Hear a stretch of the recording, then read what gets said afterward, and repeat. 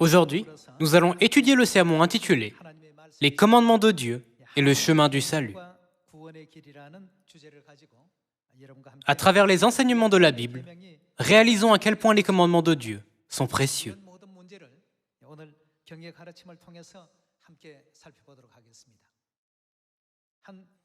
Afin de rechercher la mentalité qui conduit les gens à commettre un crime, un psychologue a laissé sa voiture de luxe avec le coffre déverrouillé dans un quartier riche pendant quelques jours.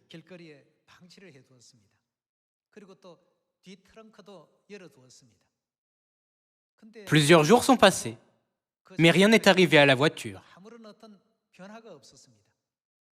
Puisque c'était un quartier riche, la voiture n'a pas incité les gens à commettre un crime, même si c'était une voiture très chère.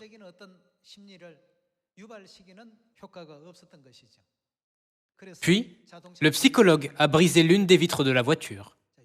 Quelque chose d'étrange a commencé à se produire dans ce quartier riche à partir du jour où la vitre a été brisée. Les objets coûteux qui étaient dans la voiture ont commencé à disparaître un à un. Les objets dans cette voiture étaient abordables pour les riches de ce quartier. Pourtant, la vitre brisée a incité les habitants autrefois respectueux des lois à commettre un crime.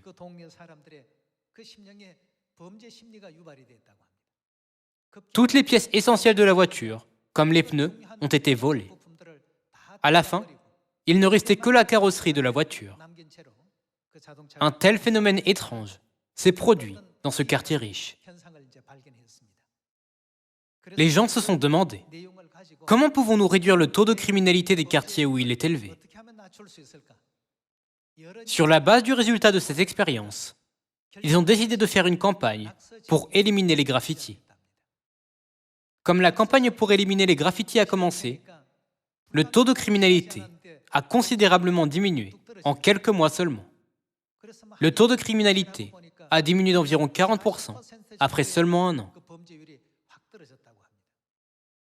À travers cet exemple, nous pouvons apprendre une leçon importante concernant le processus mental des hommes. La petite activité criminelle d'une personne peut provoquer de nombreux crimes. Et un mouvement de nettoyage peut chasser le désir de commettre des crimes de nombreux gens. Les savants ont conclu que le moyen de réduire le taux de criminalité est de garder notre environnement propre, plutôt que d'augmenter le nombre de policiers.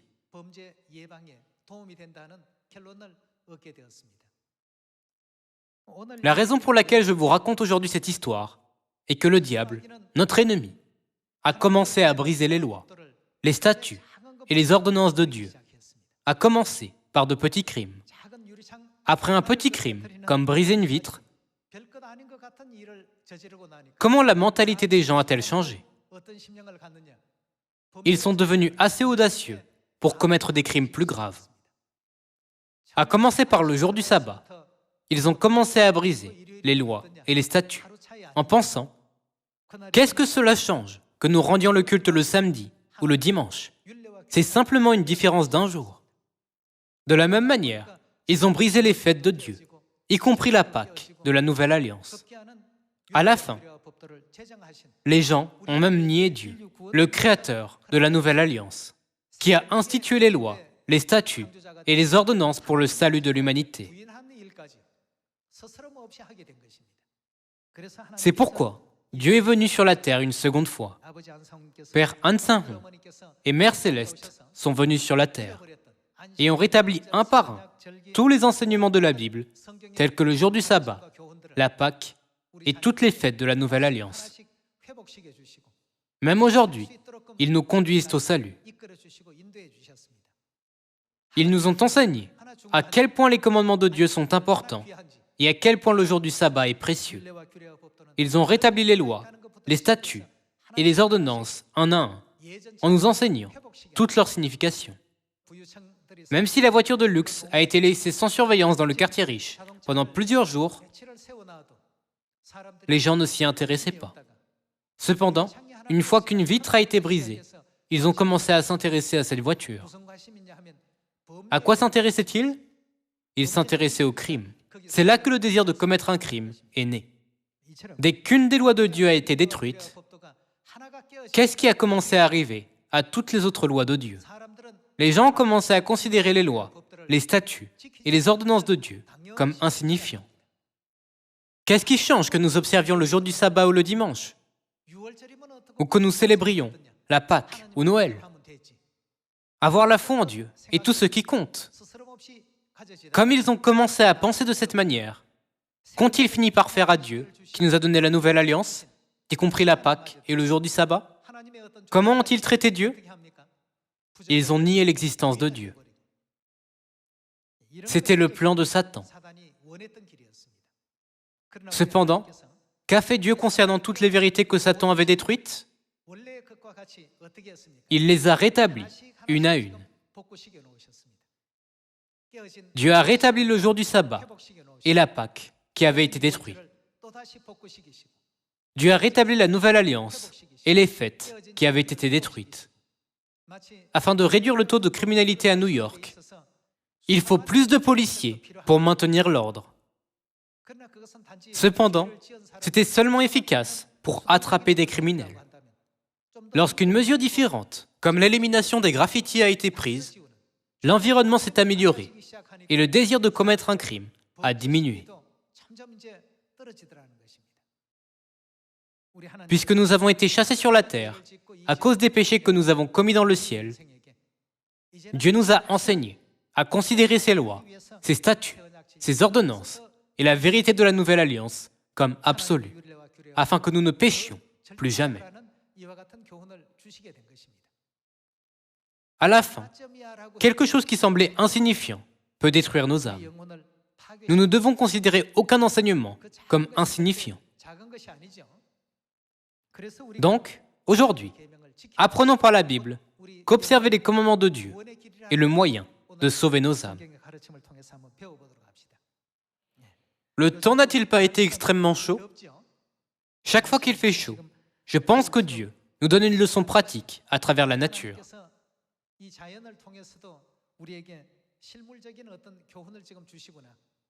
Il faisait si chaud que la température est montée à 50 degrés Celsius dans certains pays européens. Maintenant, les changements climatiques en cours sont records. Ce temps caniculaire me fait penser. Vivre dans ce temps chaud est un tourment. Alors combien ce sera plus douloureux si nous devons vivre éternellement dans un endroit plus chaud que ces pays? Dans Luc chapitre 16, l'homme riche a demandé à Dieu, qui est représenté comme Abraham, « Envoie Lazare pour qu'il trempe le bout de son doigt dans l'eau et me rafraîchisse la langue. » Frères et sœurs, pouvons-nous sentir la fraîcheur lorsque l'eau du bout d'un doigt touche notre langue? Cependant, l'enfer éternel est un endroit où les âmes ont désespérément besoin d'une petite goutte d'eau. Combien précieuse est la vérité de la nouvelle alliance que nous prêchons maintenant. Nous ne devons pas garder le jour du sabbat et la Pâque habituellement, simplement parce qu'ils sont écrits dans la Bible. Nous devons plutôt les considérer comme précieux. En comprenant le cœur désespéré de l'homme riche de la parabole qui a crié, afin qu'il ne vienne pas aussi dans ce lieu de tourment, considérons les commandements de Dieu comme plus précieux et observons-les. Allons à Ésaïe, chapitre 24, verset 1. Voici, l'Éternel dévaste le pays et le rend désert. Il en bouleverse la face et en disperse les habitants. Et il en est du sacrificateur comme du peuple, du maître comme du serviteur, de la maîtresse comme de la servante, du vendeur comme de l'acheteur, du prêteur comme de l'emprunteur, du créancier comme du débiteur. Le pays est dévasté, livré au pillage. Dans la Bible du Semeur, il est écrit « La terre sera dévastée totalement, pillée de fond en comble, car l'Éternel l'a décrété. Le pays est triste, épuisé. Les habitants sont abattus, languissants. Les chefs du peuple sont sans force. Le pays était profané par ses habitants, car ils transgressaient les lois, violaient les ordonnances. Ils rompaient l'alliance éternelle. Verset 6. C'est pourquoi la malédiction dévore le pays, et ses habitants portent la peine de leurs crimes. C'est pourquoi les habitants du pays sont consumés, et il n'en reste qu'un petit nombre. Pour quelle raison toutes ces choses se produisaient? C'était parce que les gens transgressaient les lois, violaient les ordonnances, et n'observaient pas l'alliance éternelle. En vivant sur la terre, nous avons du mal à nous adapter à de nombreuses difficultés, comme l'environnement en constante évolution.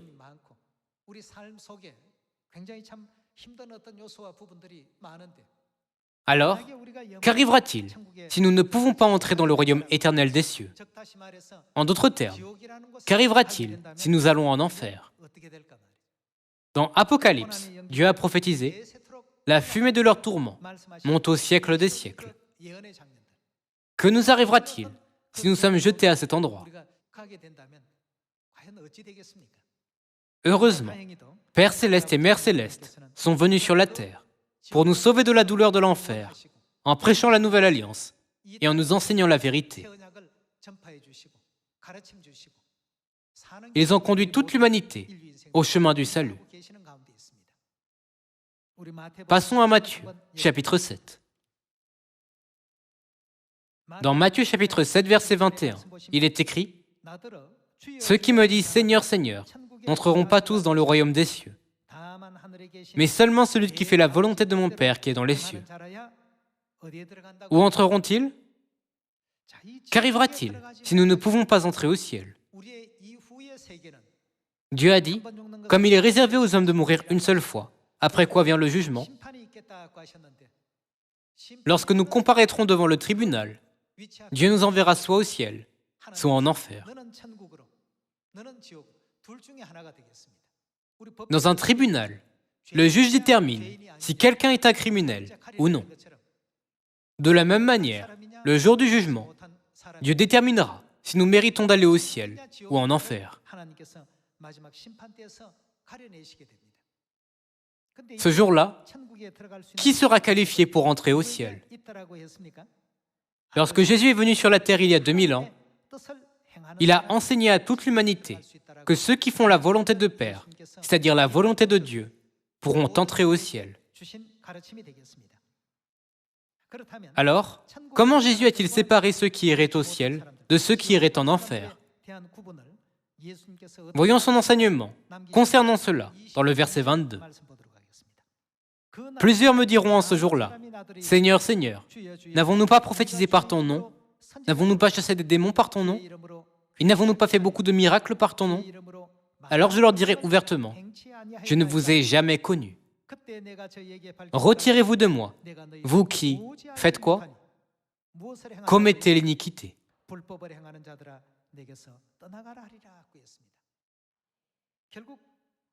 Par conséquent, ceux qui font la volonté de Père peuvent entrer au ciel. Et ceux qui ne la font pas reçoivent le jugement de l'enfer éternel. Qui sont ceux qui recevront le jugement de l'enfer éternel? Ce sont ceux qui commettent l'iniquité.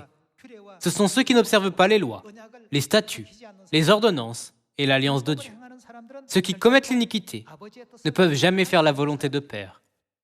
Ceux qui commettent l'iniquité appartiennent au groupe de gens qui ne font pas la volonté de Dieu. La punition que ces gens auront est la peine d'un feu éternel. Nous enseignons aux gens que nous irons en enfer si nous ne gardons pas les enseignements de Dieu et que nous devons obéir à la volonté de Dieu afin d'aller au ciel. Cependant, il y a des gens qui disent « Si les autres vont en enfer, pourquoi ne pas les rejoindre ?» Bien qu'ils en parlent, ils ne peuvent pas supporter cette chaleur. Les gens sont affligés de la température sur la terre en disant « Il fait trop chaud ». Cependant, ils disent également « Ça ne me dérange pas d'aller en enfer puisque les autres y vont ». À quel point ce commentaire est-il ignorant? Nous devons faire de notre mieux pour obéir à la volonté de Dieu. Jésus nous a enseigné l'importance d'obéir aux lois de Dieu au temps du Nouveau Testament. Et les prophètes ont également donné le même enseignement dans les 66 livres de la Bible. Allons à Jérémie chapitre 11 et voyons le résultat de ceux qui ont violé les lois, les statuts et les ordonnances de Dieu. Dans le chapitre 11, verset 1, il est écrit « La parole fut adressée à Jérémie de la part de l'Éternel en ces mots. Écoutez les paroles de cette alliance et parlez aux hommes de Juda et aux habitants de Jérusalem. Dis-leur, ainsi parle l'Éternel, le Dieu d'Israël. Maudit soit l'homme qui n'écoute point les paroles de cette alliance. Que recevra-t-il? Il est écrit qu'il sera maudit. Au jour du jugement, s'ils sont maudits, seront-ils envoyés au ciel ou en enfer? Ils ne pourront pas éviter d'aller en enfer. Qui a dit cela? Jérémie n'a-t-il pas transmis ce message en disant « Voici ce que le Dieu d'Israël dit » Dieu nous dit que ceux qui n'écoutent pas les paroles de cette alliance et qui ne les suivent pas seront maudits. Continuons avec le verset 4. Que j'ai prescrite à vos pères, le jour où je les ai fait sortir du pays d'Égypte, de la fournaise de fer, en disant « Écoutez ma voix et faites tout ce que je vous ordonnerai. Alors vous serez mon peuple, je serai votre Dieu. »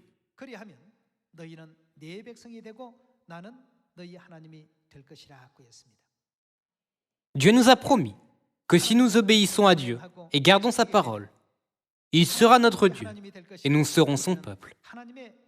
Et que ceux qui désobéissent à sa parole seront maudits.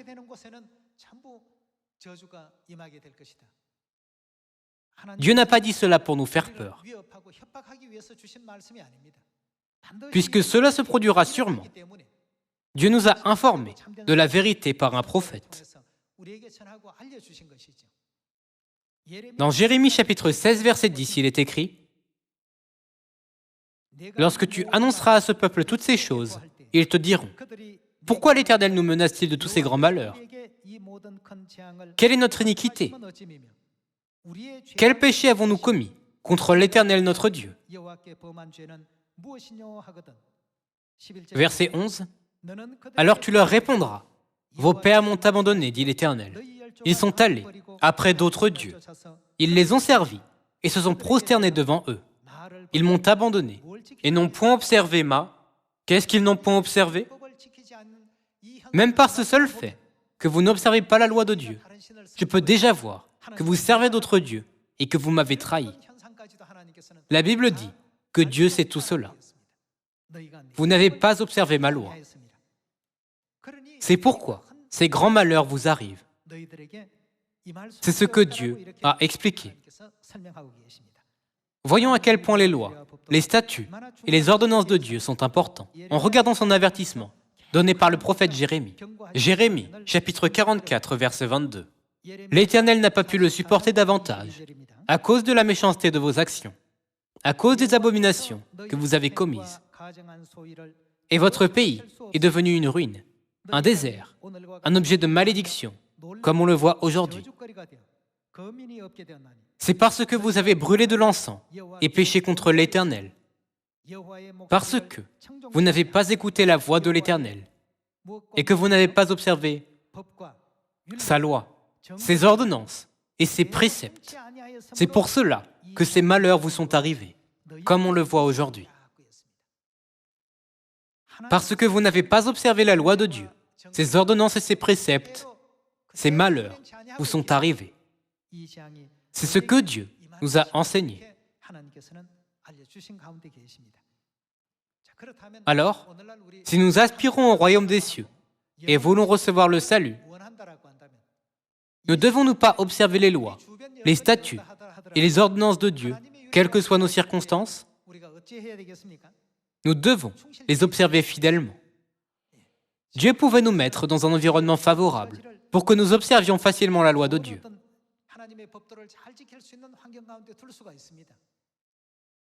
Cependant, n'importe qui peut observer la loi de Dieu dans des circonstances favorables. C'est pourquoi Dieu nous met parfois dans un environnement défavorable. En voyant tous les efforts que nous faisons pour observer les lois, les statuts et les ordonnances de Dieu, même dans des circonstances défavorables, Dieu voit notre cœur et sait si nous avons foi en lui.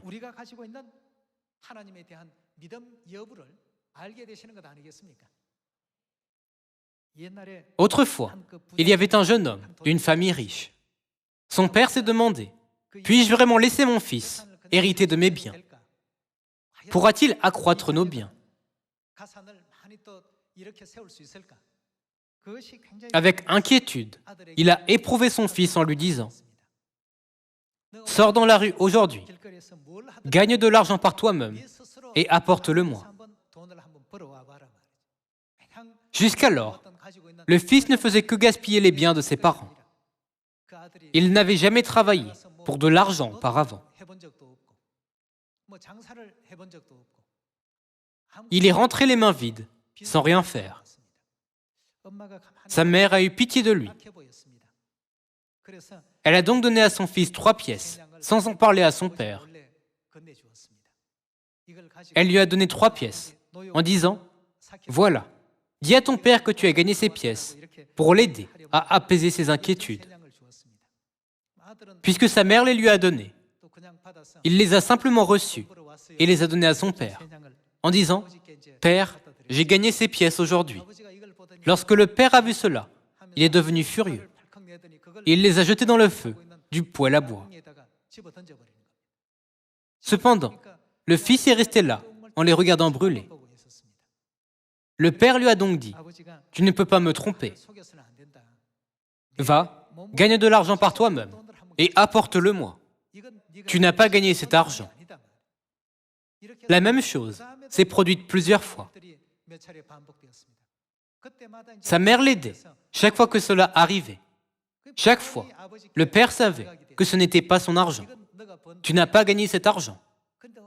Un jour, le fils a réalisé qu'il devait gagner de l'argent par lui-même en travaillant dur, comme son père l'avait souhaité.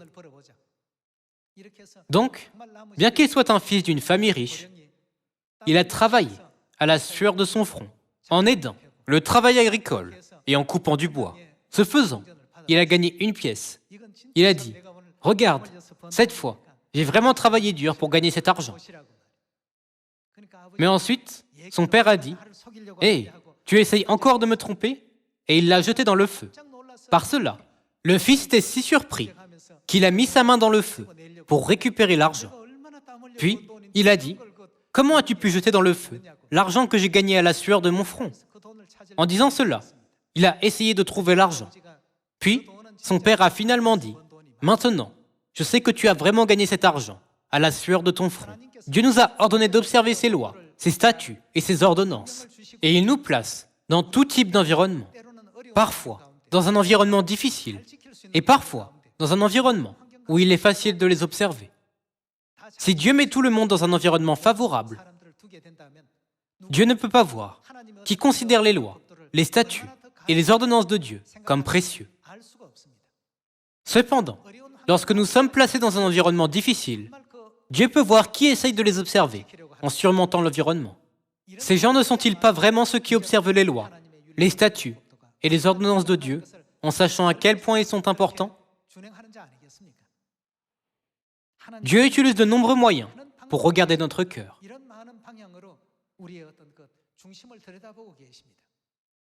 Frères et sœurs, parfois, Dieu met des obstacles sur notre chemin pour nous enseigner que les commandements de Dieu sont le véritable chemin du salut qui nous conduit au ciel.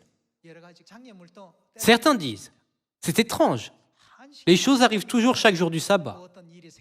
Il y a toujours des choses qui nous empêchent d'aller à l'église le jour du sabbat. Ce sont des situations qui nous font peser le jour du sabbat et les choses du monde.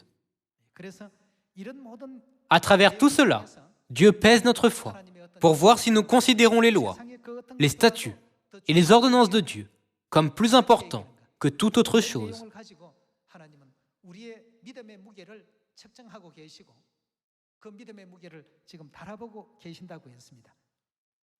Allons à Exode, chapitre 15, verset 25.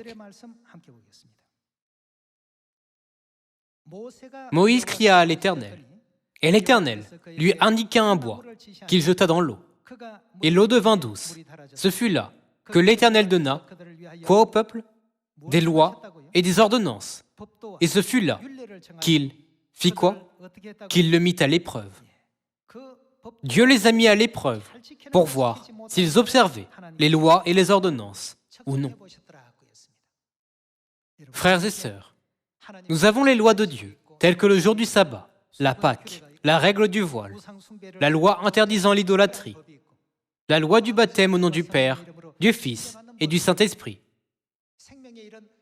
Dieu nous a accordé toutes les lois de la Nouvelle Alliance, la vérité de la vie. En fin de compte, toutes ces choses sont pour qui? Qu'a dit Jésus lorsqu'il a établi la Nouvelle Alliance? Il a dit, « Cette coupe est la Nouvelle Alliance en mon sang, qui est répandue pour vous. » Nous ne devons pas oublier que toutes ces choses sont pour nous. Voyons une révélation que Dieu a donnée à l'apôtre Jean concernant la question d'observer les lois, les statuts, les ordonnances et les commandements de Dieu. Apocalypse chapitre 14, verset 6. Je vis un autre ange qui volait au milieu du ciel. Il avait quel genre d'évangile?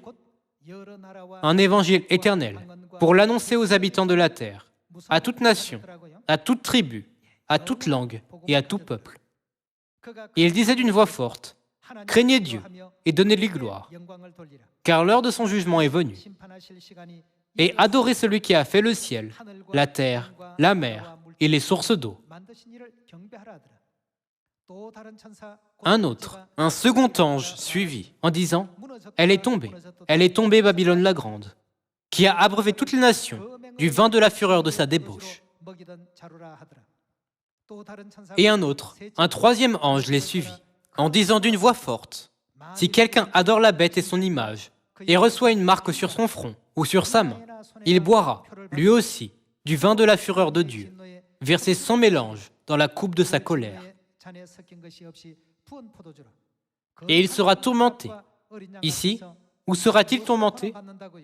Dans le feu et le soufre, devant les saints anges et devant l'agneau. Et la fumée de leur tourment monte au siècle des siècles.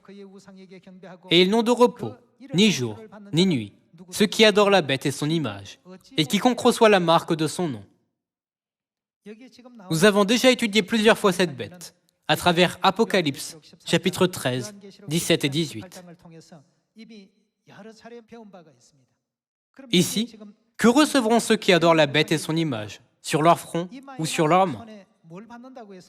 Ils recevront sa marque et seront tourmentés dans le feu et le soufre. Et la fumée de leur tourment monte au siècle des siècles. Ils recevront la marque sur leur front ou sur leurs mains. Frères et sœurs, cela ne vous semble-t-il pas familier? Où d'autre avez-vous vu cette scène? Quand recevons-nous un signe sur notre front ou sur notre main? Lorsque nous observons les commandements de Dieu. La Pâque, qui est l'un des commandements de Dieu, sera entre nos yeux, soit sur notre front. Il y a une loi de Dieu qui sera pour nous comme un souvenir entre nos yeux et comme quoi sur notre main? Un signe sur notre main. En d'autres termes, si nous observons la loi de Dieu, nous pouvons recevoir un signe sur notre front et sur notre main. Mais qu'arrivera-t-il si nous observons les commandements de Satan, pas les commandements de Dieu?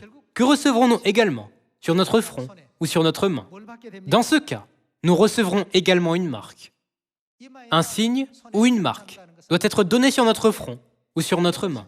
Si nous observons les commandements de Dieu ou les commandements de Satan, tout le monde en recevra un. Ceux qui observent les commandements de Dieu recevront le signe de Dieu. Cependant, ceux qui observent les commandements de la bête recevront la marque de la bête. Ils seront affligés et tourmentés dans le feu et le soufre, où la fumée de leur tourment monte au siècle des siècles. Dieu nous a montré cette révélation par l'apôtre Jean. Comme nous pouvons le voir, les commandements de Dieu que nous observons aujourd'hui sont le chemin que Dieu a accordé pour notre salut.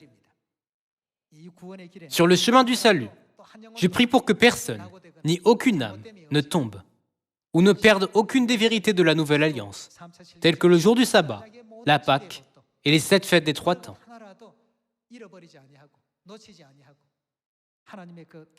Ayons la foi, comme celle de David qui a dit « Je considérerai les commandements de Dieu comme plus précieux que l'or fin, et suivons le chemin que Dieu a désigné pour nous. »